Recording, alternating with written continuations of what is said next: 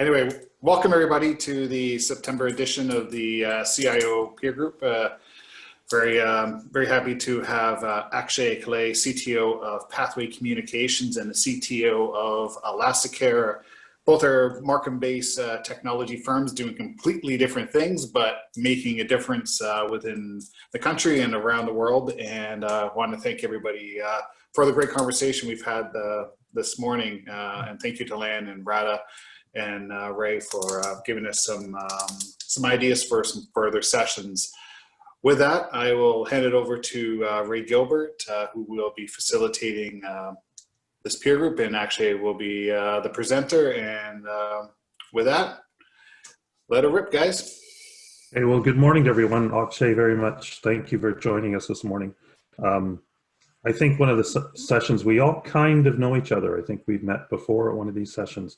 So the focus this morning was to do the best we could to essentially have a interview kind of conversation. But since we all know each other, I've got, there's more than one moderator, Kelly. There's going to be a few of us. I will expect Lan and others to obviously speak up and bring their expertise to the conversation.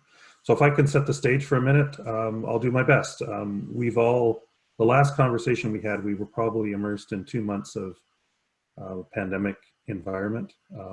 We've just spent a few minutes in the warm up to this session talking about how much it's impacting all of our lives and the new world of being Zoom friends versus colleagues with other connections. So I think what we wanted to do this morning was start out and say, you know what, we are in a new economy. There's a whole bunch of new pressures and impacts on individuals.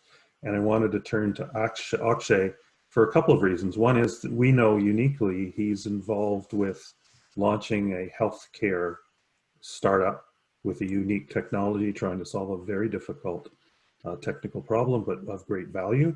At the same time is leading technically an organization that really has, well, for the moment, I'll call it more traditional customer base, dealing with IT cloud issues and communication issues. So I think he has an opportunity to share with us some unique perspectives of, you know, what is in this new economy and what's the post-COVID world look like, and how is he seeing those two spaces behave and react to it. So maybe that would be the first question I would like to invite him to share some comments with the team. Akshay? Thanks, Ray. Thanks, Ryan. First of all, thanks for having me, for hosting me. And again, thanks for everyone's patience. I appreciate everyone kind of waiting for me, to run back after a school drop-offs for the kids. So, this is our practical kind of COVID life that we've got, right? Everyone's got to be masked. And, so when we talk about post-COVID, maybe this is, either everyone's getting into sanitizers and masks. Maybe that's one way for everyone to diversify. I just want to take, maybe 10, 15 seconds to just kind of intro, I think Ray and Ryan probably gave me a very gracious introduction. But my role, I think, as a CTO is really, I'm trying to figure out, just even for myself too, what relevance really looks like. And I think in the long term, it's probably going to be less of a technical expert, but more of a, kind of an arbitrage expert. And I'll talk about more about that towards the end. But relevance, I think, in post-COVID economies for every company is really going to have to be about diversity and about agility. And it's got to be less about the technical fascination that each one of us may have in a technical capacity if we're CIOs or CTOs. And a fair number of us are quite either out of fascination or insecurity, or out of, trying to just establish our relevance and prove it to the companies that we really are kind of the propeller heads in the room, tend to focus very heavily on that. But, as you'll kind of see later on in the talk and the presentation, it's going to become less about that. And I feel really in the coming weeks, months, and years, not least because the entire business model of the value chain has really changed. I'm sure all of you are really familiar with what the value chain model and Porter analysis and all those scores look like. But if we look at the Porter scores of each of our industries over time, it's become really kind of a big polarized rip. And whatever we can do, as smart as you can be from a technical side, we're going to have to take a really humble look and step back and realize we're not going to be able to compete with the massive, massive people out there. is that you're looking at companies that are trillionaires and 2 trillion companies, and that they can, with a head fake, just completely decimate or make an entire industry. They can move entire markets. So the eventuality looks to be, if you can establish a foothold somewhere on the path to an acquisition, then that's what it's got to be. It's got to be very cyclical at this point, and try and, rather than making iterative improvements, really try and make improvements that are quite massive in that sense. So when we talk about relevance, I would say try to be, ironically, as a CIO or a CTO, less technical but more business minded, and really look for things that are in these really quote unquote unsexy spaces in the analog world, because given the barriers to entry in the digital space are so low now, you're just competing against too many people. Yeah. Right. So that's really how I'd kind of characterize, relevance in kind of the new post economy. And I'm not really diving in, if you noticed, into anything technical, but I'll show you a little bit later on in kind of a summative series of slides why I say what I'm saying so far. But Ray and Ryan, I'll kind of turn it over to you to field any kind of quick questions about this area, or just after the panel in general there. Yeah. Just if I could take your comments, Akshay, and I'm going to turn to you, Lan. You have the unique aspect, and you shared just a little bit before we started, of the seismic change the city faced. Yeah. Do you have some things that you would observe that, either in support of or would add to what Akshay said about the city? Because the city was in, I think, best way to put it, in shock and managing a crisis back in the spring. Now it's got to deal with a new status quo, which is what we're talking about. Are you seeing it, from the colleagues, from your contacts in the CIO Association, are you seeing a sea change in what their mindset is and their behavior is? I think this whole the whole issue around supply chain, right? And I would echo what he just said in terms of the barrier to entry to digital in terms of competition is really also creating quite a lot of challenge because from a procurement, right, from the city procurement, that's already a challenge. But going back to the customer experience, right? Like how does the city really gonna compete with so many diverse startup and also community-based services to ensure that not only from a policy but also from a customer experience, there will be how would I say, more integrated supply chain of services, right? Because the city cannot provide all the services. So you have to rely on agency, you have to rely on so many different kind of a managed service. How do you really ensure as a city with so many existing services on-prem, front store that you have to deal with versus services that you are going to be relying into external service provider, right? And how do you manage and transition into the digital government, we call it digital government services, in a way that you can still maintaining the whole public safety, public privacy, and the interest of the public. And then on the top of that, how do you actually also come up with the, how would I say, with the, we call it this day, user fee structure that will help you to maintain, the transition from where we are into the digital world, and it would never be a completely digital world, but it has to be a hybrid, right? So I'm going back to the very fundamental customer experience that not only it seemed to be also very, very challenging for the businesses, service businesses, but also equally from the government. Yeah, thank you. Are there other comments about the introduction Akshay shared with us about what he's seeing in the new environment from some of our other attendees? Stephen or Sam, Radha, any thoughts you wanted to add to the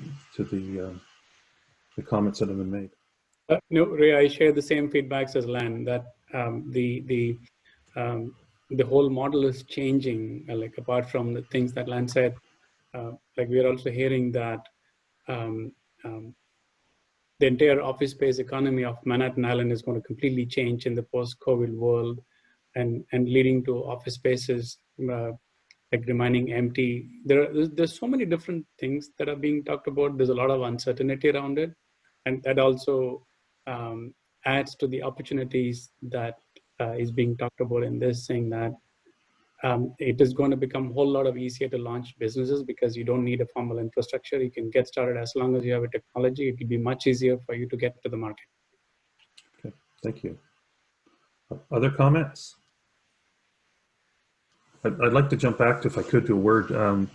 Akshay, you mentioned the word relevance, and you kind of nicely said, at a personal level, you're feeling challenged to understand what the relevance of it, the announced or anointed technical leader is for an organization. As I mentioned earlier, you kind of see two worlds. You see the world where you have customers on the pathway communications side. Do you observe how those customers in general, how do you see them responding to the current COVID challenges, and are they breaking into two groups? One group really kind of gets it, one group is working strictly from fear or survival. Do you see something in the kind of contacts you have on that side of your business world? I'd be lying if I said, a great many of our customers, or even for us, we weren't challenged, or we weren't puzzled and afraid in some senses. And it's okay to say that, because I think if you walk into it with a cavalier attitude and saying, oh, this is all fine, it's all opportunity and goodness, then, it's a little bit of it can, once you believe you've arrived, I think that's kind of the beginning of the end, right? We do have to take attitude because there's too much that has changed. Mm-hmm. As regards to our clients, I mean, yeah, a lot of them are having to pivot. We definitely see some of our clients from the pathway side, definitely, they are in a spot of bother, and we, from our perspective, are doing whatever we can to help them. I mean, it's not from a just really self-interested perspective, but because the economy itself is run by SMEs, SMBs, the majority of the cash is going to go around through there. And so while there's this great emphasis on, making sure the banks are doing okay and the big cap stocks are fine, especially in Canada, that's actually not where the lifeblood of the economy lies. It's really imperative that we support the small to mid-sized enterprises and really make sure that, you're looking out for your neighbor in that sense. Me in particular, there's a particular trap that we can fall into. Like I said, we often look to, and I'm going to address Lan's point here, is to government for leadership. And in our case, in healthcare, when we talk about relevance, what I'm seeing for the patient side is that they're willing to do whatever it takes in order to just get better, because this is no longer a small discretionary case where I've just got a scratch. Yeah. Mm-hmm. This is where if I don't get immediate care, I am literally going to asphyxiate to death or watch a loved one do the same. And I don't say this for effect, but this is actually how the rest of the world is dealing with this. We've launched part of our business from the ElastiCare side in India. And let me tell you, it's, there's parts of it that are, being very well handled. They don't really rely on government for support. A lot of things are privatized over there because government is just too big to be functional, quote unquote, right? And you've got 1.1 billion people. You can't possibly legislate your way towards agility that way. And in certain areas, I mean, it's a raging dumpster fire. So how do you kind of gather, the halfway point? The caution I would say is that governments really do need to be agile and aware of what's going on. Mm-hmm. Otherwise, people will start to look towards, people who are selling snake oil in the private sector. And there are a lot of people who've come out of the woodwork there. And whether it's from AI or ethics, or whether it's for the healthcare side of it, the governments really do need to step up and be agile. And from the procurement side of it, the entire old adage of, well, no one got fired for hiring IBM. I'm telling you, there's a great many companies in Canada that are doing a good job, but they have left and they're not interested in serving the Canadian market. Yeah. I can tell you wholeheartedly, this is just me saying this, this is not going to represent the views of Pathway or ElastiCare in that sense. Me as an individual, if I had to make a new startup tomorrow, I would not launch it in Canada. Yeah. I would not try and sell into the government sector because I just don't have the government support. If anything, the client support is there, but there are just so many regulatory barriers. There are just so many, it's very parochial in that sense to be able to launch it. And it doesn't support that, so you can look at things like Shopify as being a great success, et cetera. our per capita expenditure, yes, is great, and our hit rates, but we really need to do a better job of supporting startups and the SMEs. You can't just rely on 4 or 5 businesses that are on the TSX to be able to say, well, this is, we've arrived and Canada's done a great job. So even government, I think, really at the local level has to recalibrate. Someone's going to come up from a small business perspective to pitch something, give them the time, listen to them, figure out how you can help them help you. That Jerry Maguire moment has to be there, I think, on both sides, right? And as Darth Vader says, search your feelings, you know it to be true. So, I mean, I think there's a lot we can kind of talk about post this. I know, Ray, you've got quite the agenda. Should we kind of keep moving to the next one? Yeah, no, I was gonna ask, because you've really, a good way to put this is, what are the roles? Well, how to be relevant? There's always been this challenge when you're employed. Are you selling yourself to maintain your job, get your next job, and so on in your corporate environment? The role of the CXO community. What thoughts do you have on what's changing for them? Are they all feeling the same relevant challenge with either a technical strength or a technical handicap? What's your view on the role for the next 3 years for the technical leader or CXO community? Unless you're an authority on a technical topic, try not to be a technical leader. Try to be a collaborative leader that's going to be a facilitator and the glue between the different talent in an organization. It's a very familiar trap, again, that people fall into, is that they'll hire people who are in their image rather than hiring people who are smarter and more specialized than them. So the role of CXO, again, has to be about collaboration and a tremendous amount of humility that we classically have not had to bear before. Technical people, we tend to stray into areas that are not our core expertise. You've got computer scientists talking about, cognitive neuroscience and psychology, and it's a lot of, Dunning-Kruger these days, for anyone who knows what that effect is. But in some sense, we've got to stay in our lane, but you've got to allow experts to come in and let them do their best job. The CXO, the entire C-suite, really has to be more of a collaborative structure rather than a series of specialized islands. As an example, I mean, look at China. China's produced more AI experts in 1 year than Canada probably has in the last 10. So if we're going to think that we're the AI experts, we are very far mistaken. We really need to look beyond our borders. Well, hire some of the people that are coming over, from different countries, whether it's India, China, Philippines, Malaysia, East African countries. There's a lot of talent, but employ them, but give them the correct direction and let them do their job. Akshay, is it a little like, I mean, specialist. I wonder if we could sort of maybe pick a model and ask for comments from you and the team. Is it a little bit more like being a professional sports team coach? You've got all these talented individuals for whom you're not going to teach them the game, but you do have to stitch them together into successfully winning in the marketplace. Is that a better way of finding relevance and value for a CX position role? Yeah, and I think that's a great way to sum it up, Ray. You've got to be a great coach and you've got to be a great team builder. And we have to look really globally. So when I talk about, for example, the entire value chain arbitrage equation, rather than trying to pick up a book on deep learning, go and pick up Drucker, right? Go and pick up something that's gonna, go pick up Scott Galloway's book, right? I know it's a kind of a plug for him, but I think he also does a tremendous job of explaining how these horsemen, so-called, of the hyperscale economies are going to happen. So if you can somehow convert your supply and value chain into having really, really low marginal costs per unit, and if you can end up getting massive LTV out of, and just manage to get your CAC paybacks very, very quickly, this is the type of parlance that the CXO needs to be able to speak fluidly across the entire C-suite. It can't be about, well, I've optimized, gradient descent and I found a new a function. I'm using ReLU as opposed to using the, the sigmoid function over that. Like no one's going to care about that because because someone else has already optimized it, right? There's some 17-year-old sitting in Lagos in Nigeria who's going to run circles around you. That's sense. I'm not trying to joke about that, but I've literally a 17-year-old who works out of an internet cafe in Nigeria and he's doing an amazing work. I don't say that for effect. This is the world in which we're living at this point. Yeah.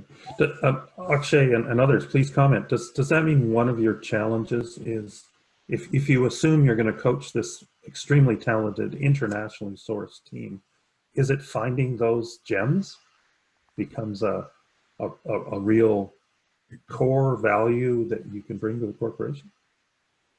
Yeah.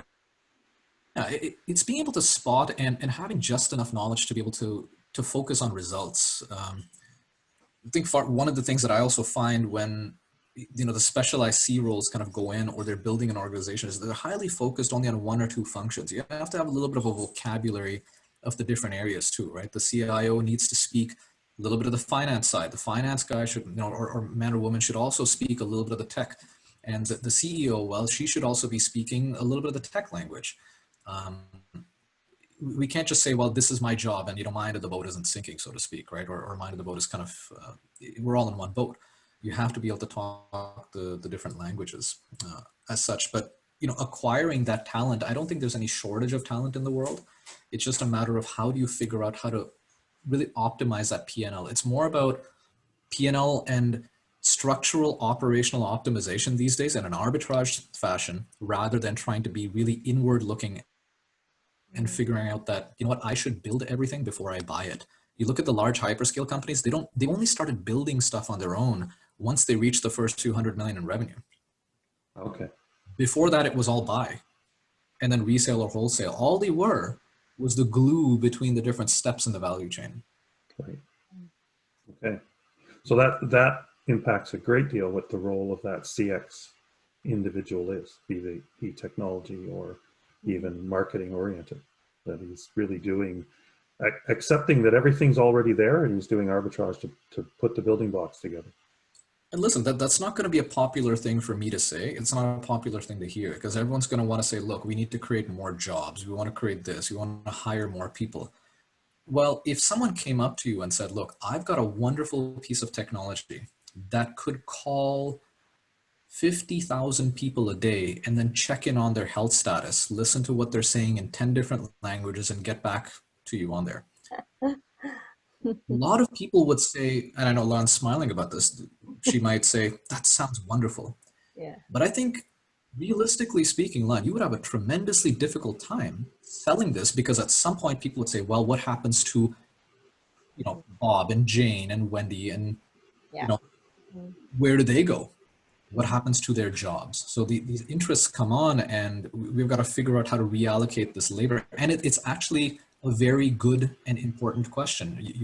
When we talk about automation, AI, the new products these days are all based on putting a lot of power into the hands of a very few companies. And we really have to wonder what the future of that will look like. So the role of the CXO, we really are going to come upon an existential, ethical, philosophical juncture where you're going to say, look, in order for me to have a really great look in P&L, does that mean I'm going to put 50,000 people out of work? Yeah, that's right. Amazon has automated a whole bunch of their factories. If you look at the quality of the work within there, well, there's a debate about that. I'm not saying it's good or bad. I'm just saying they happen to be, soon they're going to be a $2 trillion company. I'm just saying, look at their P&L. Yeah.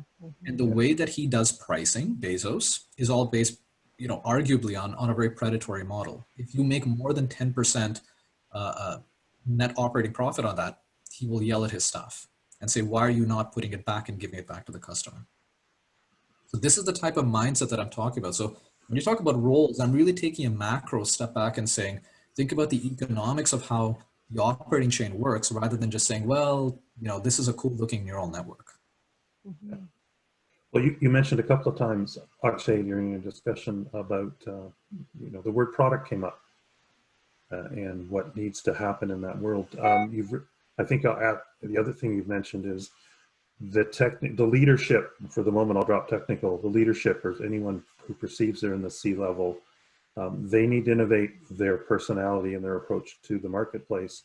What's happening from your perspective in product design?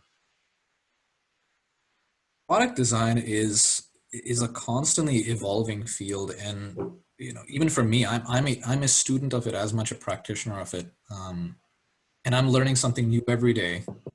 And for me, some of the the best education has come from a very wide and diverse field. You know, I would humbly offer that don't just look only to the tech industry, but look outside as well. You'd find some tremendous innovation in sometimes the poorest areas of the world, where they're managed to be able to come up with some incredible ways and efficiencies of doing things without having a lot of technology. I'll use the example, for example, in India, there's this entire concept of these, you know, what they call it, literally translates as box people, and they're lunch delivery people. Yeah, we heard about that. Yeah. And this is a very, very famous case study, right? Where, and it goes back, I mean, decades, right? These people go back to the 30s and 40s, but they don't have any technology, but they managed to have better than 6 Sigma quality control with a peer-to-peer delivery network for lunch that gets within, like I said, in excess of 6 Sigma quality. Yeah. And so it's a wonderful organic, non-technical way, but the algorithm behind it is still kind of being studied, and they have, shorthand notation, et cetera. So there's wonderful motivations and implementations that are out there beyond just our technical immediacy that we have, that every one of us can benefit from.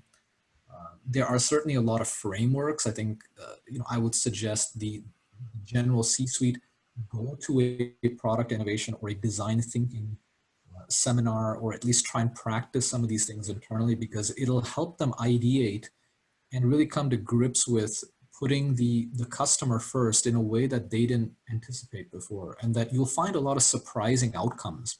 Yeah. Mm-hmm. In the entire concept of innovation. Innovation doesn't necessarily mean doing something de novo. It can mean just making a jump in terms of a KPI for something, but you really should identify, what does success look like? Does it mean faster? Does it mean cheaper? Does it mean better? Well, let's break down better. What does that look like? Does it mean less clicks, etc.? But iterative necessarily isn't, the way to go. You got to have a markedly big jump to do that. So, that would probably be my overall thesis here in terms of product design and innovation, which is to have a diverse set of motivations and immersions that will educate you. And this should go up and down the entire, kind of company ladder, or I should say left and right. I don't really believe in hierarchies and stratification as such, but everyone should be in some form of product education and product design education these days. I think it's more relevant now than it's ever been before. Mm-hmm. The thing I'd like to ask the team, are we seeing in the post-pandemic world, innovation driven by managing a crisis is maybe where we're stuck, or are we seeing innovation windows, doors, opportunities open up that haven't been there before for organizations? Have we got some feelings or opinions? Akshay, please feel free to offer your thoughts, but Radha, Stephen, have you got some thoughts on what's happening around you that you can see? Are we changing what we do just because we're threatened? Are we changing what we do because, oh, I'm threatened, but in that process of solving the threat or facing it, I've realized that I can now innovate in a certain way? What are we seeing examples of both types? Comments? Yes, I think it was happening for some time, but in this COVID world, it is completely changing. The role of CIO, it doesn't stop at technology. What we are seeing is that the company, the college, or the organization is looking forward to leadership on all fronts from the CIO. That's the kind of a thing that we are seeing. There is no boundary. It's not restricted to technology. It goes into business processes. It goes into strategies and all those things. In my case, more specifically, compared to many of the organizations, as a CIO, I report to the president directly. So I'm there at the senior executive table. The kind of discussion that happens, and they all look forward to the CIO to provide input to things that are nowhere related to technology. And this change is happening and accelerating during the COVID world. Radha, could I ask a question along with that? Has there been, let's get some insight, has there been a change on the conversation you're having with the CEO? In other words, I'll just go back to a classic one. You can say that never happened, but in my experience, often historically, the business leaders talk to IT when they had to, not because it was something they needed to feel they were in touch with on a routine basis. They just came when they really wanted it. A So, technical yeah, problem solved. Is it today that it's like you pick the phone up and the first thing you do is have a chat with your CEO because he wants to know? There's lots of conversation. There's lots of touch points that need to go because it's such a dynamic environment. Has it changed like that, or is it changing like that? yes, it has changed, but I would like to add that it has changed because we were already moving in the direction of helping the college beyond just the technology. Like, for example, Okay. we had put in a digital strategy in place, and we were in the process of executing it for nearly 2 years.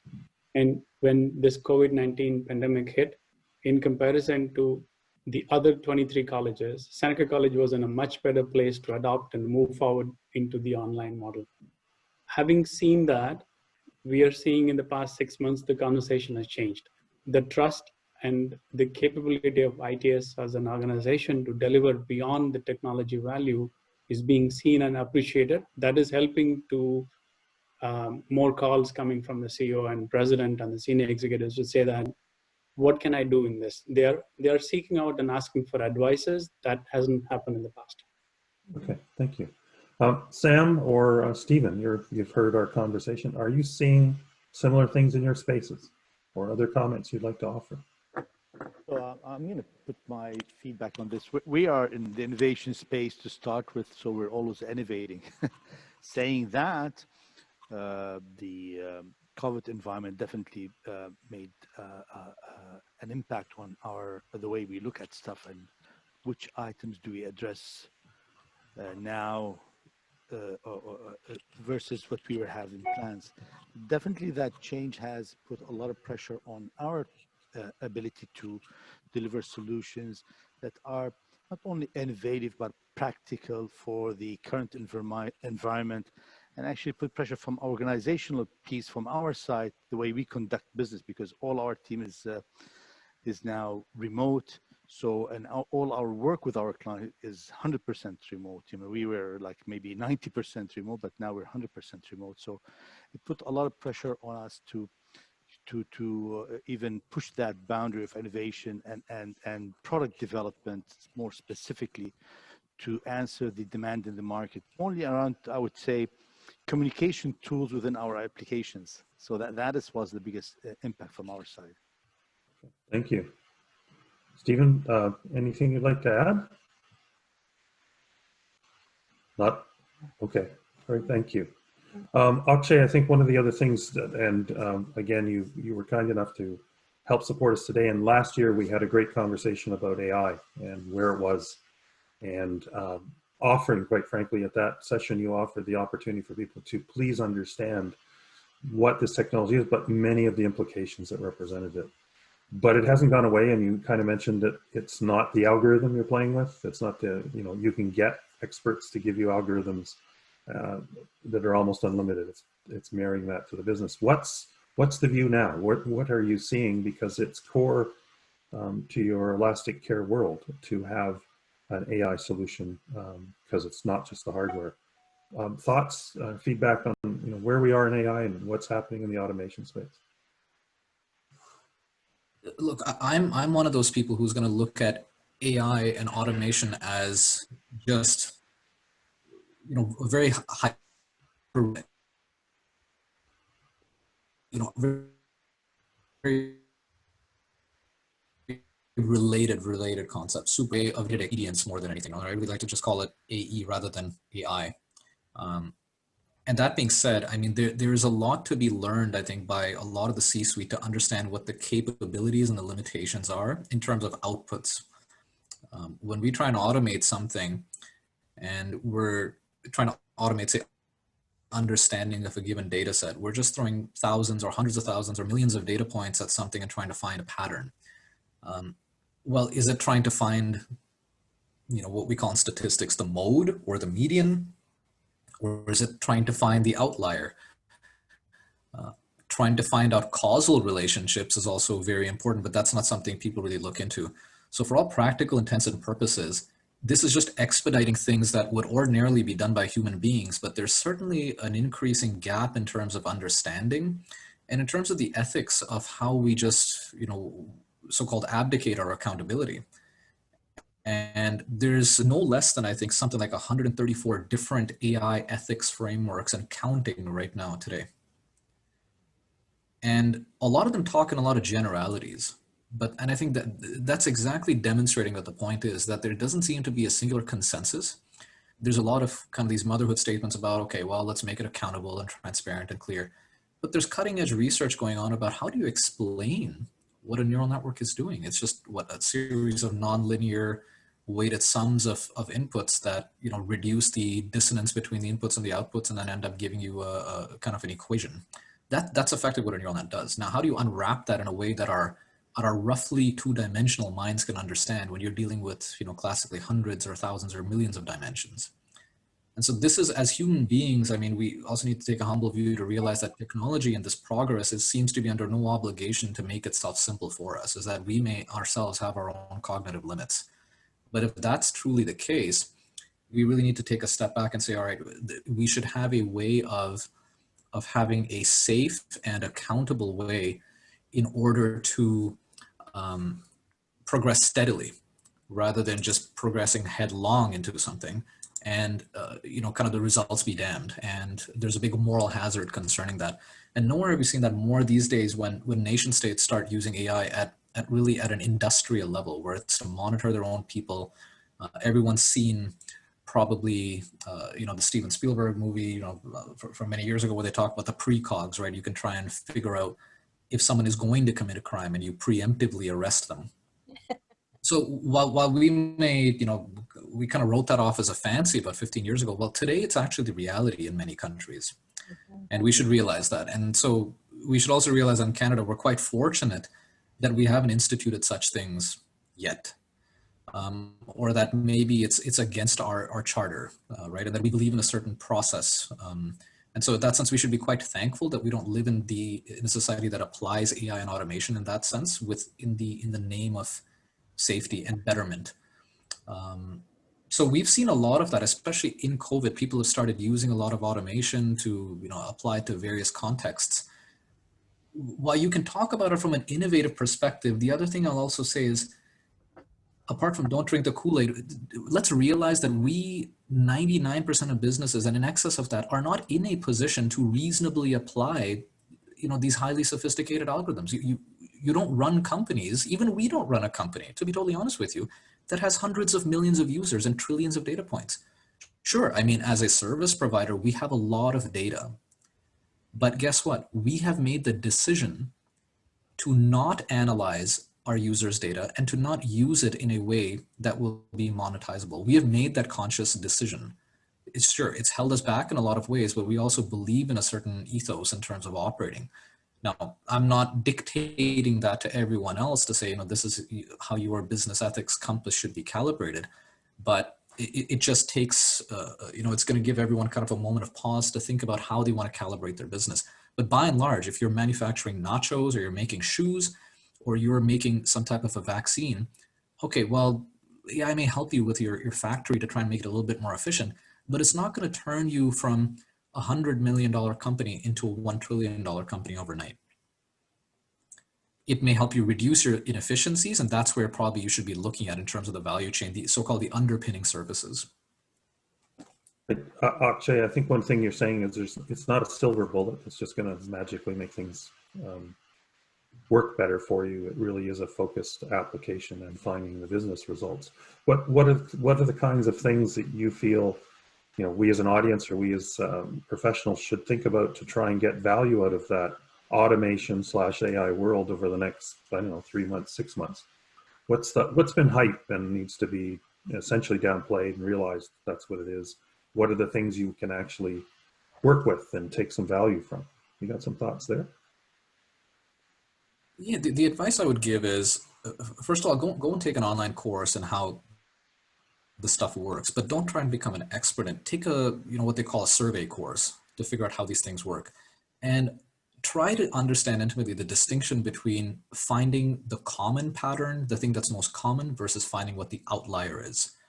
And realizing the distinction between a cause and an effect. And let me illustrate why that type of learning is very important. If you are making some type of a system that is going to hire people, just as an example, and your training data is purely based on those people who were hired successfully into your firm, you're going to end up with a lot of what they call survivor bias. You may not understand that you are leaving out a lot of people or being unduly biased against the people who didn't make it in. You've also got a lot of selection bias.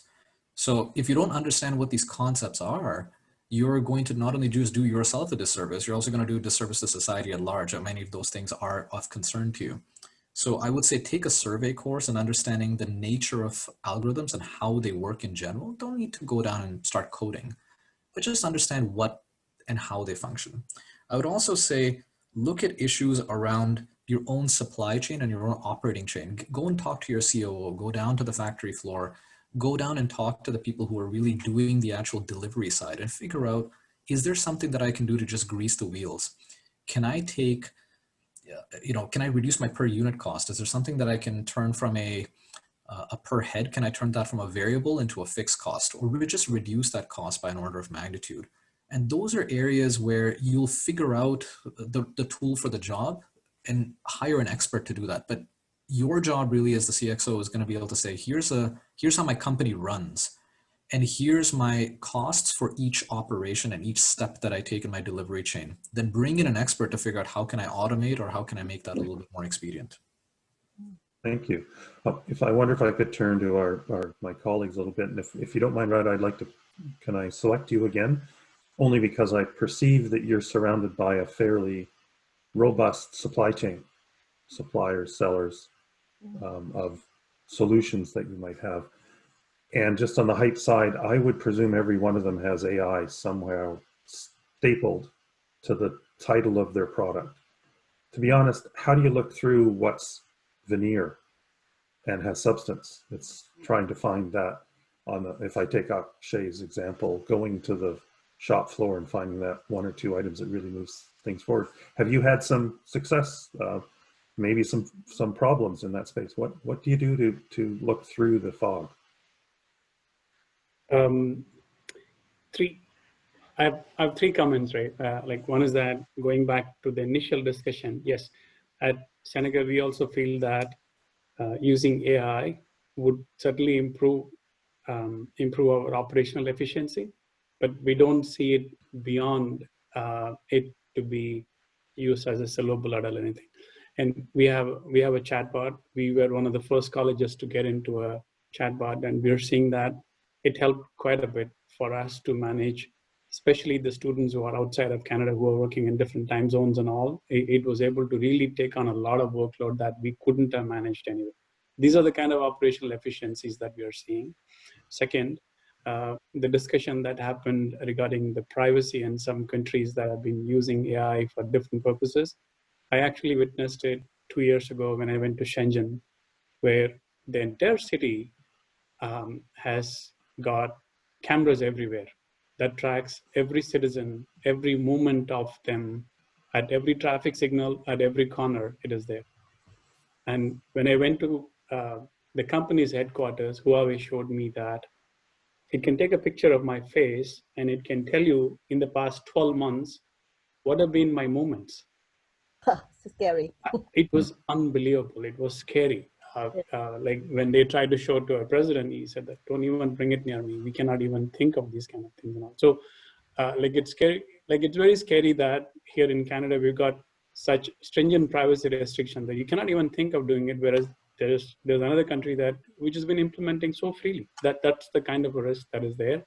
And to your last question, Ray, how we've been using AI in our space, like we don't run an assembly where it helps to find the odd things on the floor space, but we've been using AI for the student success, where we are implementing a software which belongs to the space of predictive analytics and AI, those kind of things. What it does is that it looks at the students in their first few weeks of starting a term and then starts to predict, these are the students who are at risk.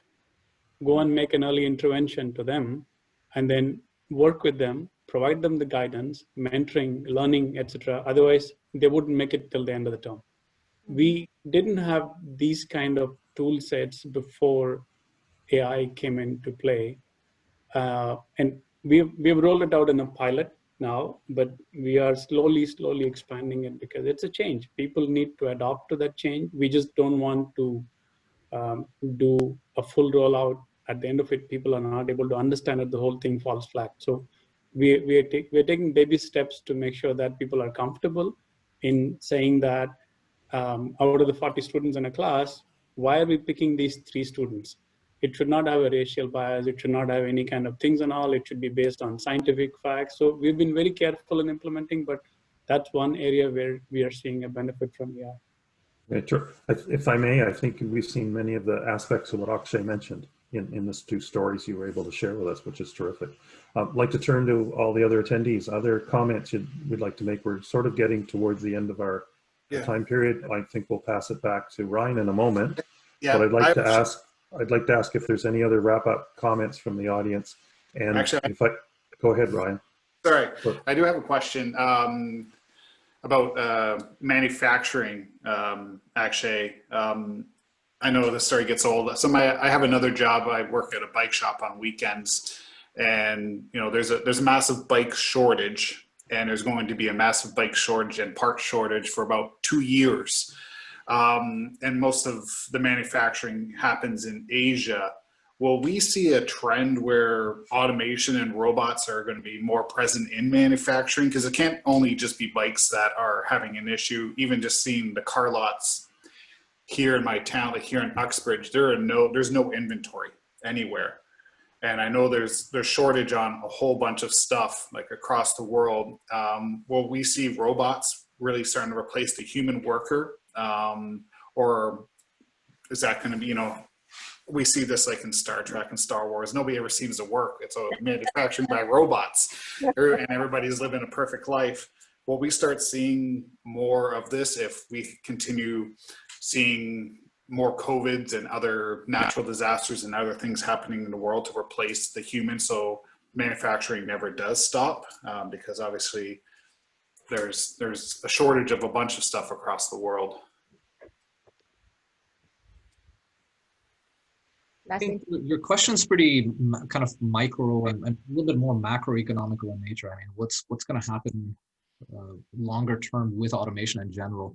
My view on automation has been as follows. It's not going to be the blue collar worker that's going to be as affected, at least immediately. It's really the white collar worker that'll be affected first.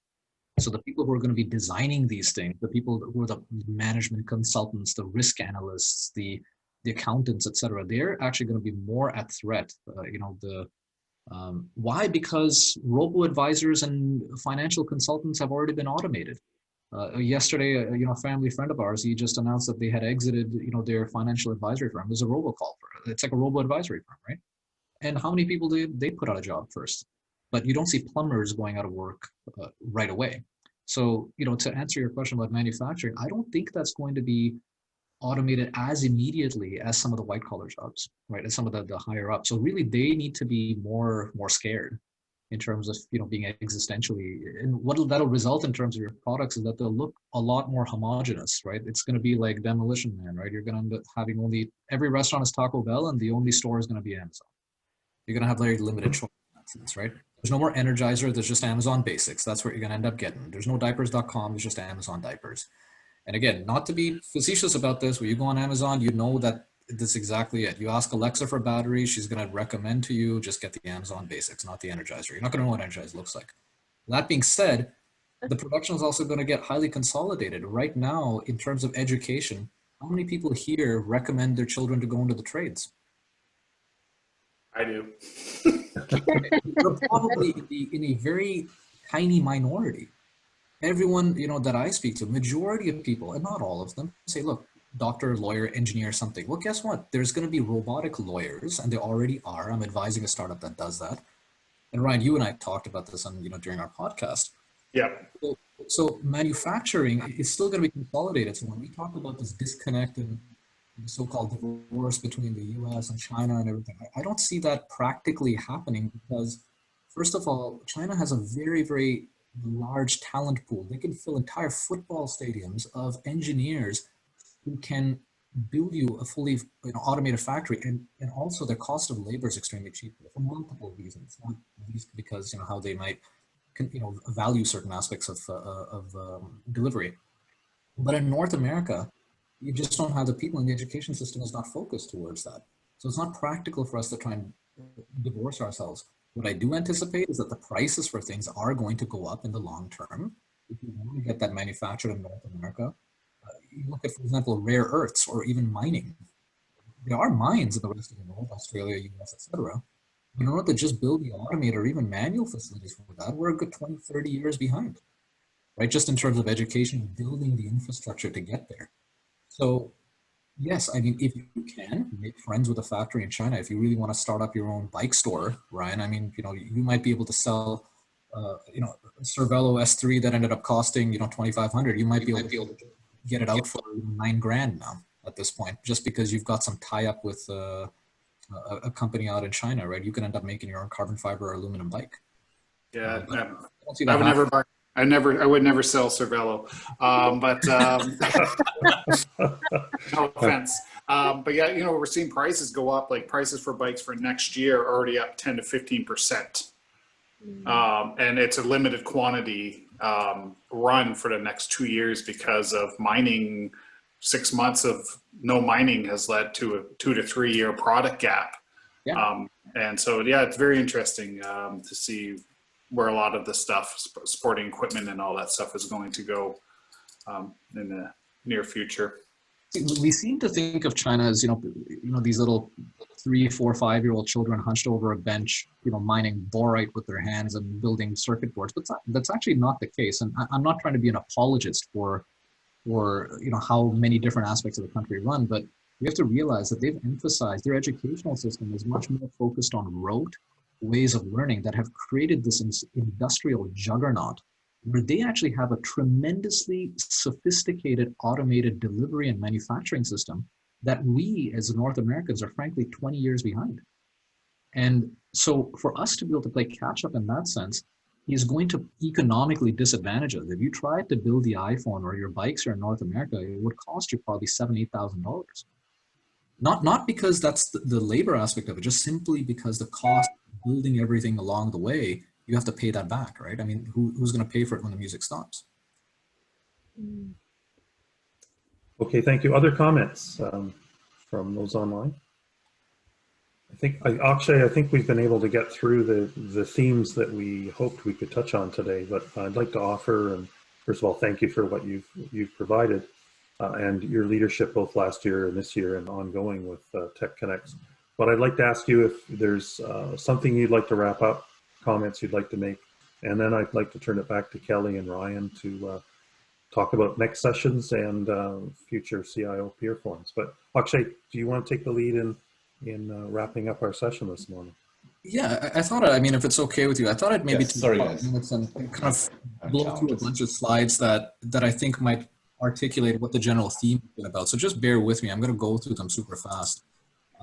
So we talked, tie it all together here. We talked about products. So what do products as an intersection mean? I look at it like this. And this is what I've been taught, and this is what the outcome seems to be.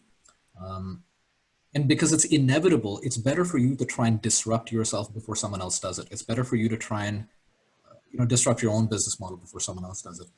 And the reason why these two words are highlighted is because this is really going to depend on you, where your moral, your business ethical compass is going to be.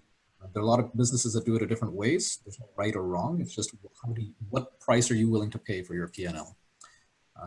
When we talk about relevance and profitability, ultimately it's going to come down to your P&L. You need to decide, are you trying to be fascinated, or are you trying to be profitable? When we talked about things like design thinking, there's a whole bunch of I think misinterpretations and misconceptions about what that concept entails, but here's kind of a rough breakdown versus chart. And Ray and Ryan, what I'll do is I think at the end of the presentation, I'll send you a copy of the deck so that you can, kind of distribute the contents as you need to. Cause I mean, I've given this talk before in kind of a more detailed way. And I know generally these latter slides tend to be kind of the things that are most requested. But here I would probably point out the thing about design thinking here is the key thing is it's about numbers and ethnography. It's not really about the cutting edge. It's not about finality, and it's not about profit at any cost, but it's really about understanding and being embedded with your audience and doing things that are going to be sometimes against what your natural instinct is, because it's not really about you. It's about what you're trying to serve. It's a very unselfish process. So here's a bunch of, my selection of kind of bad choices that are being made both in the COVID and, pre and post COVID era.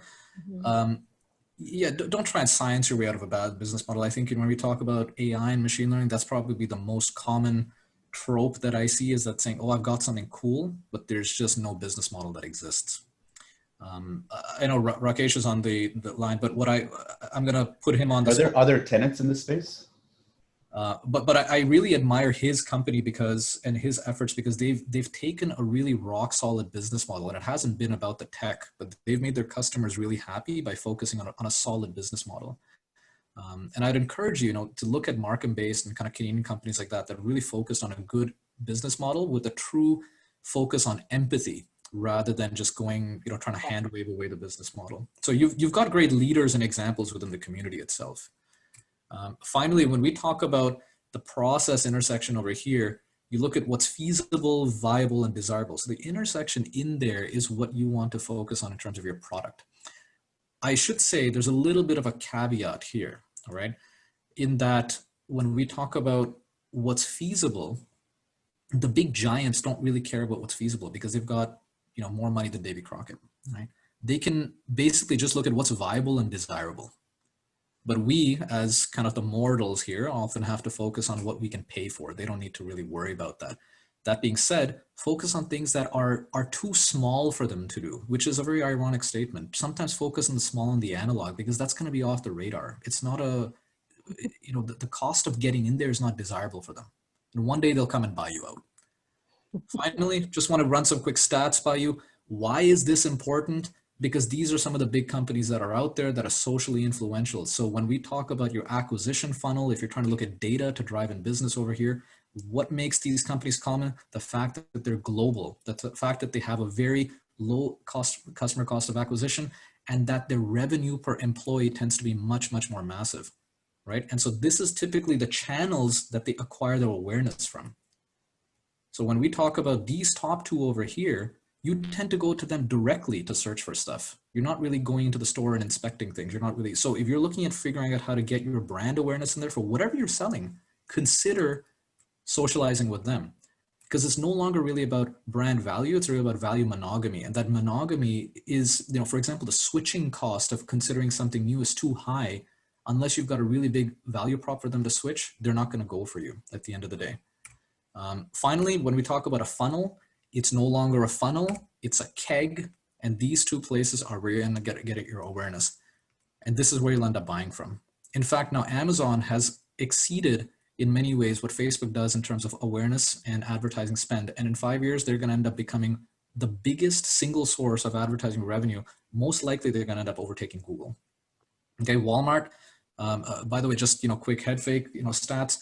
Amazon tends to add the market cap of Walmart to itself, probably on the order of every 18 months. That should give you an order of where they're going and probably who you want to be bedfellows with. And these are the types of other sites that are probably specialized, at least for us, that we try and get some awareness on. But ultimately, we want to be on the top of the awareness funnel over there. So this also, by the way, happens to be your distribution and access area. Going back to, I think, the final point that we talked about, return on human capital. If you look at the return on human capital from Amazon over here, it's probably, $1.2 million per, employee that they'll end up having versus what you've got from Walmart, okay? Which is probably, a few $1,000 or a few $100,000. So if you've got a 10x improvement in terms of your ability to deliver, this is where we talked about marginal cost and cost per FTE. And cost per delivery for things. And this is going into the economics of things. That's why this entire conversation about the CIO really needs to be kind of tied together with the economics. It's not so much about what you can innovate, it's about who you can end up leveraging. So you can also leverage Amazon, you can leverage Walmart, you can leverage the rest of the Shopifys of the world to be able to push your product out.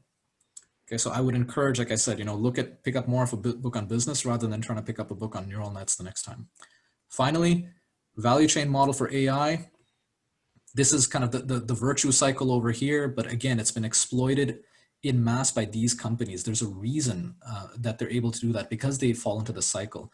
If you've got really flexible products, well, it's going to come from your ability to tune. So see how you can end up joining this carousel, so to speak, because if you don't have the ability to be flexible, and if you're trying to do everything on your own as a CIO or a CTO, you're probably going to limit yourself from being agile. And this comment also applies to the government. If you try and build everything on your own rather than leveraging companies that can be more agile than the government, we will fall behind. The citizenry will not be served. In fact, they will go to private organizations in a shadow way that will not be approved by the government, just as they've done in India. For example, a lot of people in India, for example, do not care about the FDA. Because if your child is starving, or if they've got a fever of 103, you're not going to wait. Yeah. Maybe I wouldn't either. We are at that tipping point today in terms of innovation. And this is where I'd say, okay, government at every level really needs to step back and say, are you trying to say that, we need to be, is it regulation that needs to be the priority, or is it big government that needs to be the priority? Or is it, we're trying to establish empathy and relevance with our citizenry?